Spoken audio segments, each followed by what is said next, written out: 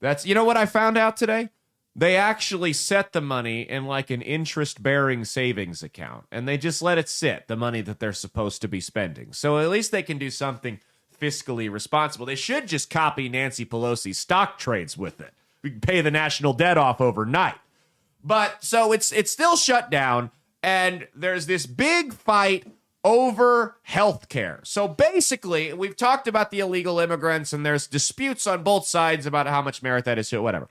But the big debate right now is subsidies from the ACA, which some of you may know as Obamacare. Now, those subsidies were originally set to expire in 2022 when the law was passed. They gave subsidies if you got your health insurance through the Affordable Care Act marketplace. So if you're listening to this and your employer provides your health insurance, your insurance largely won't be affected by this. But if you're someone who goes through the ACA marketplace, this could significantly hurt you either way. And unfortunately, this was reckless. This isn't Republicans' fault today, and it's not Democrats' fault today. This was the fault of the people that passed this monstrosity of a bill over a decade ago when it first came out. Now, what this essentially did was if you got your health insurance through the ACA marketplace, the government subsidized a significant part. I'm talking $3,000 to $5,000 a year. They subsidized a significant percentage of your annual premium.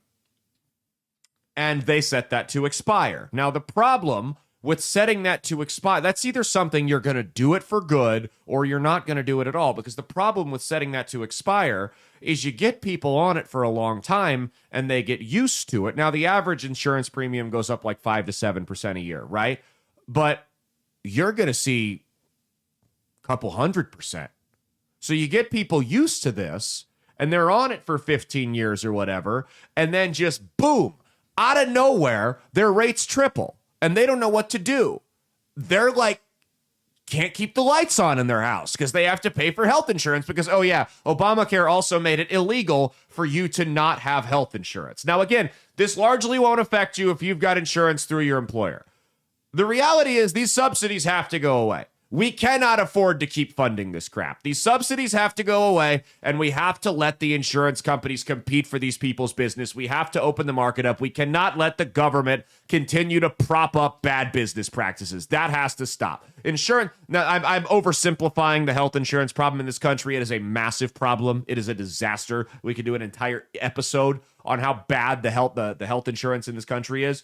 But the reality is, this is not sustainable, and it was a bad idea because you got people hooked on it. It's like giving somebody a drug every day for 15 years, and then you get them hooked on that drug, and they need it just to get out of bed in the morning, and then boom, you whip them off of it. And you give them absolutely no time to like detox or anything like that. You just rip the drug out of them, the IV out of them, and you go, all right, good luck sobering up. And they're laying on the floor, having seizures, choking to death on their own vomit from the withdrawal. That's essentially what's happening here. Now, Biden extended these subsidies in the American Rescue Plan in 2021. Then once again, in 2023, or excuse me, in 2022, he extended them through the end of 2025 with the quote-unquote Inflation Reduction Act, which didn't do jack shit to reduce inflation. Spending more money reduces inflation, right?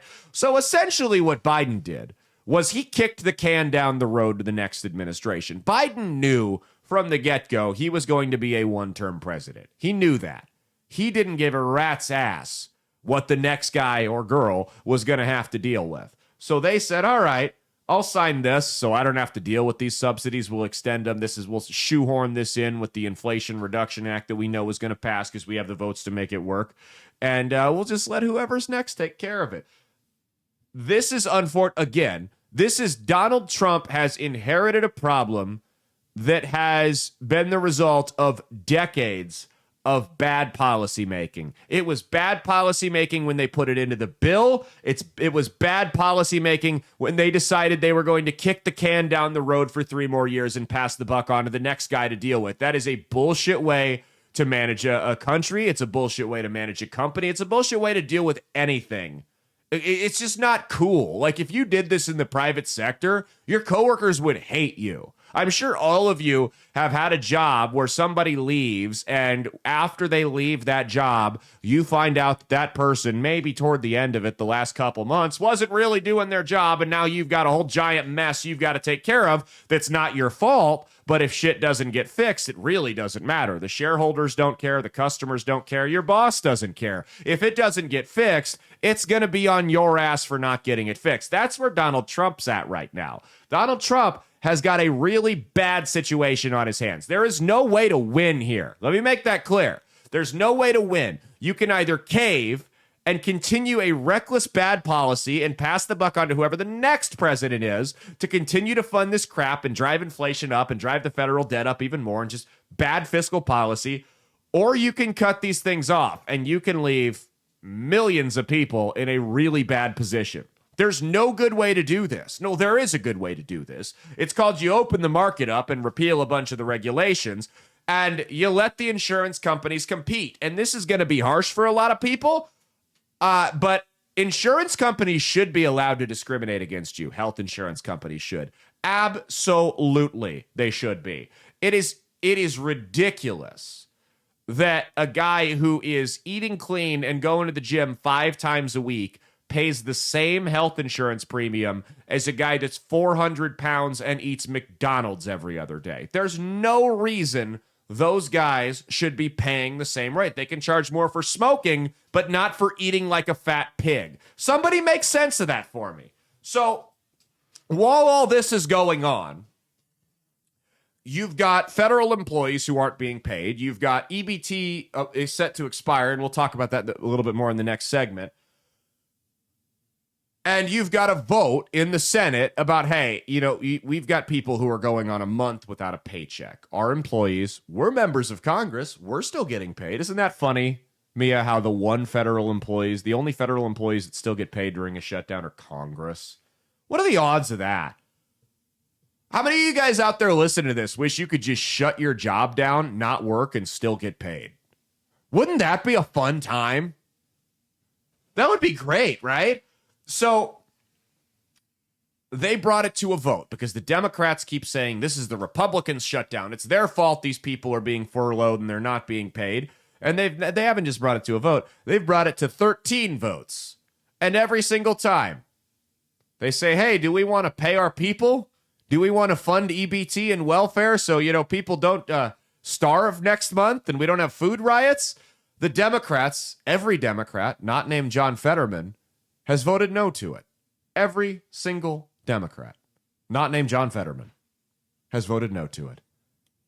A big, stupid, ugly ogre. I think we have to retire that sound effect because at this point, Fetterman may be the only sane Democrat in all of Congress. And that's bad. That's a low bar for sanity nowadays. I mean, here's the thing, guys. You don't have to like the current administration, Democrats. You don't have to like the current administration. But they have the House, they have the Senate, they have the White House, and they have the Supreme Court.